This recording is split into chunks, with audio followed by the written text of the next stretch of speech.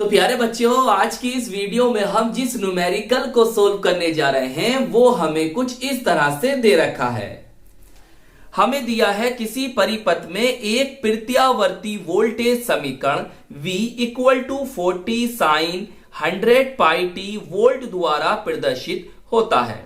यहां समय t second में है। समय वोल्टा टीवी ग्राफ उचित पैमाने पर पूरे एक चक्र के लिए बनाइए। वोल्टेज का वर्ग मध्य मूल मान ज्ञात कीजिए। तो चलिए फिर कॉपी और पेन निकाल लीजिए और सोल्व करते हैं आज के अपने इस प्यारे से छोटे से इंपॉर्टेंट न्यूमेरिकल को। तो प्यारे बच्चों, बहुत ध्यान से समझेंगे। बहुत ही प्यारा, बहुत ही आसान न्यूमेरिकल है। देखो, उसने हमें वोल्टा या वोल्टेज समीकरण दे रखी है। V बराबर 40 साइन 100 पाई टी वोल्ट। सही है, वोल्ट। अगर हम की तुलना मानक समीकरण V बराबर V not sine omega T volt से करने पर अब देखो हमें क्या क्या वैल्यू पता चलेंगी। प्यारे बच्चों, V नोट क्या है? सर, ये वोल्टेज का शिखर मान या शीर्ष मान या अधिकतम मान है। सही है, V मैक्सिमम भी लिखा मिल सकता है। कितना? 40 वोल्ट। सही। यहां से जो ओमेगा होगा वो कितना होगा आपके पास? 100 पाई। मात्रक होता रेडियन पर सेकेंड। सही है, रेडियन पर सेकेंड। लिखना चाहो लिख दो, रेडियन पर सेकेंड। अब देखो, न्यूमेरिकल में हमसे पूछा क्या है। हमसे एक तो क्या करना है, हमें इसका ग्राफ बनाना है, और दूसरा हमें प्यारे बच्चों वोल्टेज का, वोल्टा का वर्ग मध्य मूल मान, वर्ग मध्य मूल बोले तो VRMS रूट मीन्स स्क्वायर को ज्ञात करना है। चलिए, अब ब्लैक पेन निकालिए और एक फॉर्मूला लिखिए। हम क्या जानते हैं? हम जानते हैं सर, VRMS बराबर जो होता है वो होता है हमारा V नॉट अपॉन रूट 2। सही, इस तरह से इसे कर दो बॉक्स में बंद। अब क्या करें? अरे अब देखो, आपको ये वैल्यू पता है। जी सर पता है, तो यहां पर रख दो 1 अपॉन रूट 2। अब देखिए, आपको करना क्या है। अगर हम ऐसा करें, ऊपर नीचे रूट 2 से गुणा कर दें। सही है, तो इससे क्या फायदा होगा देखते रहिए। देखो, रूट 2 इंटू रूट 2 क्या हो जाएगा? 2 हो जाएगा। इसे काटो, कितनी बार जाएगा? 20 बार।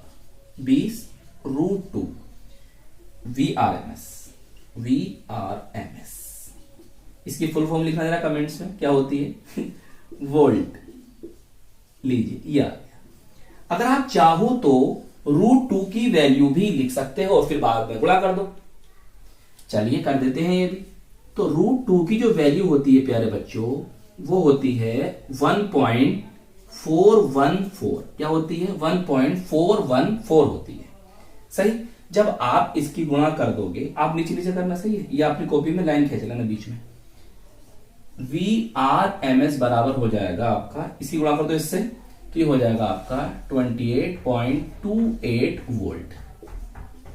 ये इसका क्या होगा? मात्रक होगा, और यही क्या होगा? इसका आंसर होगा। एक पार्ट तो हमने कंप्लीट कर लिया है। अब हमें इसमें इसका ग्राफ भी बनाना है। तो ग्राफ तक हम कैसे पहुंचेंगे उसे समझो। अब ग्राफ के लिए हमें चाहिए किसका? क्या? आवर्तकाल, टाइम पीरियड। वो क्या होता है प्यारे बच्चों?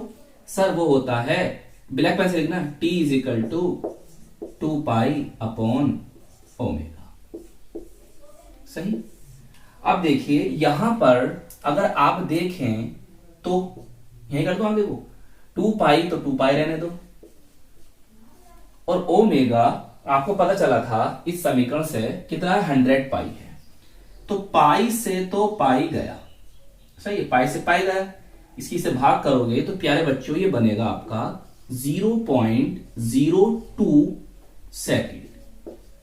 सेकंड या सेकंड। चलिए इतना करिए नोट। अब हम बनाएंगे इसका ग्राफ।